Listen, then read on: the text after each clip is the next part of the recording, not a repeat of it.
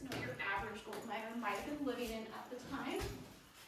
Here I do have a few photographs of what your average miner's cabin could be looking like. As you can see, they're a lot smaller than what this cabin is. We made this a little bit bigger because it is.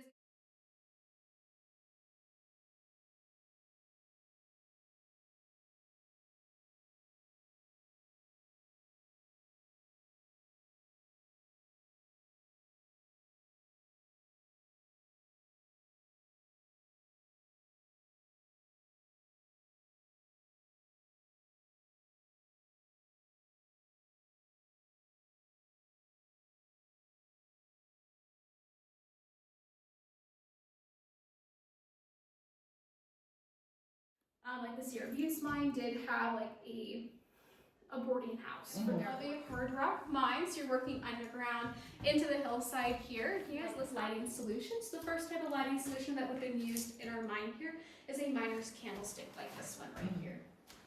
The way these little guys work is that you have the sharp end on one and the blunt end.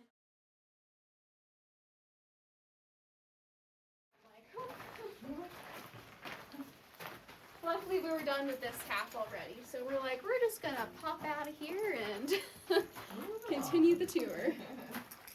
Alright, so welcome to the Kentucky Mine Portal. This is our entrance to the mine. So since our entrance is a horizontal entrance into the mountain here, it's called an adit, A-D-I-T. Can you guys list off the other type of entrance you might find for a gold mine? Shaft. Mine shaft, very good. Most people are too afraid to say that one. Adits go horizontal, shafts go goes vertical or with a slight incline. But you can still consider it a shaft. Like a 45-degree incline you find at the Empire Mine is considered a mine shaft still. Since ours is horizontal, it continues into the drift that goes back about 1,000 feet, which ends in a rise with a ladder and had another drift that went back about 700 feet. So overall, a pretty small mining operation, which you might not, in comparison to some others you might find in the local community here, or ones you get a tour nowadays.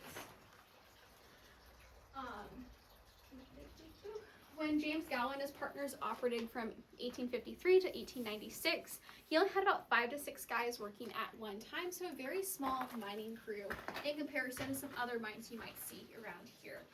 And then when Emil and Adolf Loeffler, that father and son duo, worked the site here, it was just those two working at this mining claim themselves. So no one else was helping them. They were actually full-time butchers and worked other small jobs around the community. So the work that they were doing here is what we might nowadays call a side hustle on top of their other double-handled hammer, and like the one we have here on the blacksmith table, and then he'd be hammering the drill your partner's holding. That 2-person team would rotate who did what job about every 3 minutes or so, and then that 2-person team would also be a highly trusted individual for each other. So usually brothers has efficacy of your water pressure. The water that the Loefflers was using to power this pelting mill was coming from the Wixon Spring, which is 1,000 feet up the hillside here. And that water from that spring is caught in a pipe that's then tapered as it comes down the hill. So the change in elevation and the tapering of diameter of that pipe produces a higher water pressure in the physics phenomenon called the Bernoulli effect. I'm a historian, not a physician, physicist, so not scandal inside the mine here. This little guy can go about 40 horsepower when at full speed, and I'm actually going to operate it for you guys.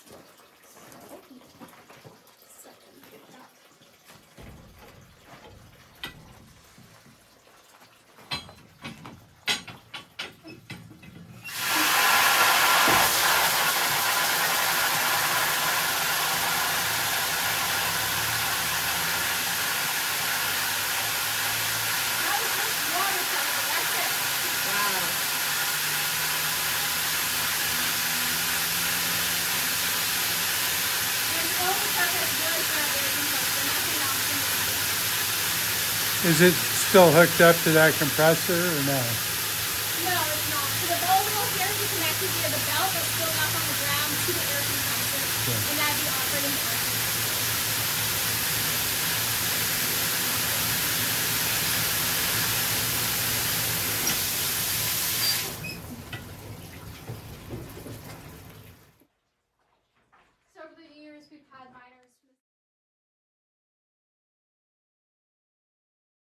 that ore, and that's like what the rocks used to build the building around here, the foundation. And the rest of it would go out towards the tailings pile to the right.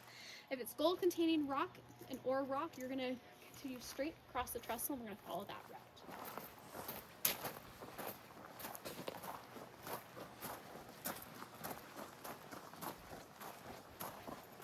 As we make our way across the trestle, originally the miners would not have had the guardrails we have today, nor the boardwalk we're walking on. They'd just be walking either on the railroad ties or from tracks or from the tie to tie.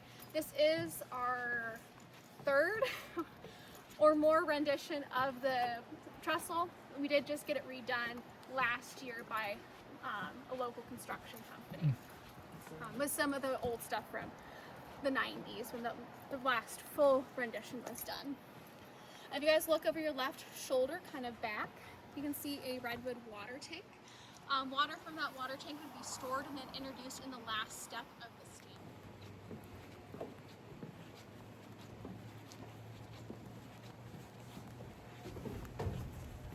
Either direction, kind of like standing.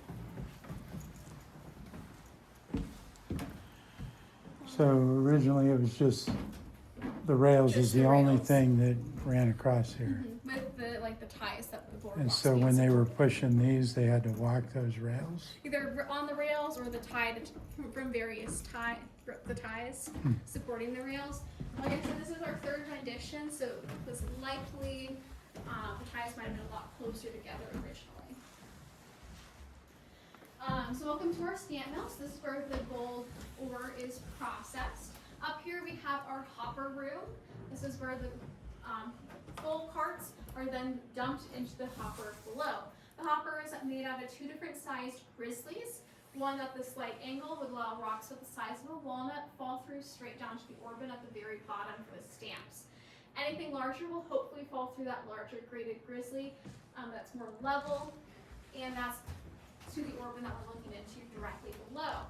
And that's for the jaw crusher, the second stop a lot of rocks might be taking. If anything was too big to fit through either graded grizzly, they get stuck on top of those rails there. They can see those two rocks by the ladder are, and the miner would climb down that ladder with a large hammer, like the two double jack 12-pound hammer. He'd break apart those rocks, they can fall down to the orbit below. Some modern additions to our stamp mill are all the railings that will be and stairs will be enjoying throughout this building, along with the fire suppression system and the glass window panes we have.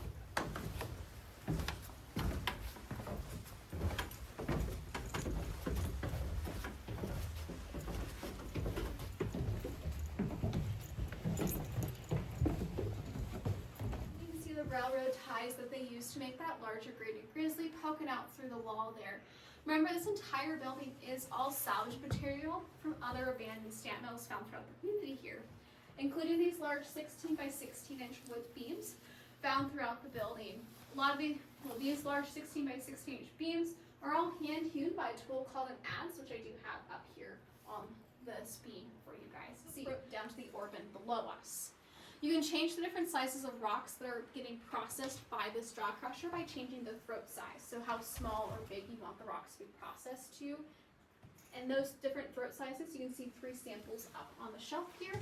The small throat would allow large rocks. It makes a larger opening to fall through into the orbit below versus this where we hop down to the next level.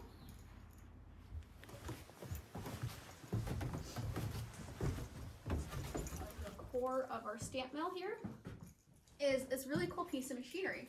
Since we only have one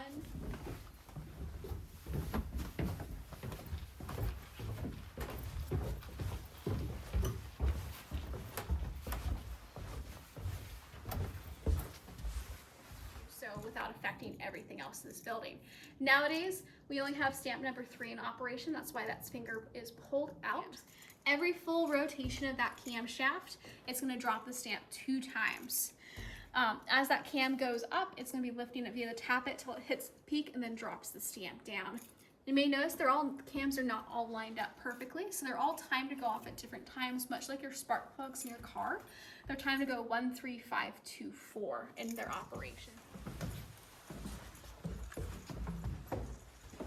I'm going to pop this open just for some more light.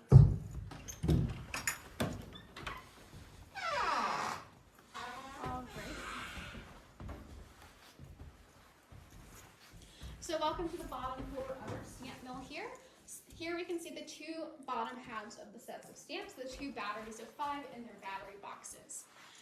This is where the water is being introduced from that redwood water tank, and then the rocks from the ore bin that are coming down from the grizzly and the jaw crusher, those small about walnuts, the screens that we have set up on the second battery box.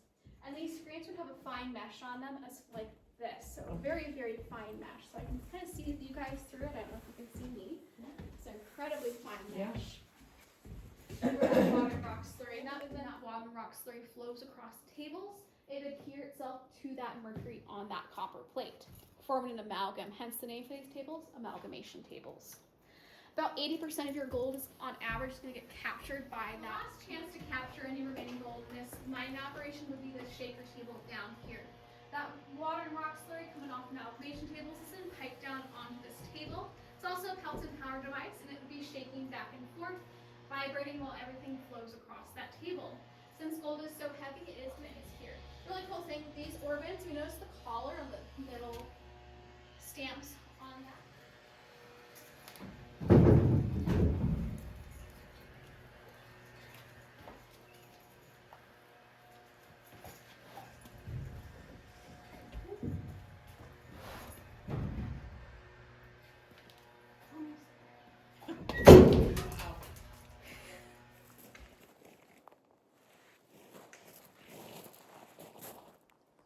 And we just exited the bottom of the stamp mill after having a tour in there.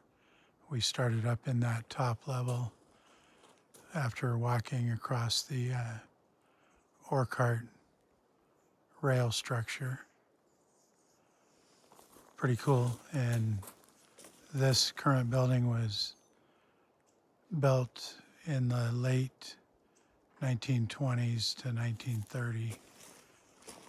But the mine started here in 1853. And we're walking back up the trail to the museum.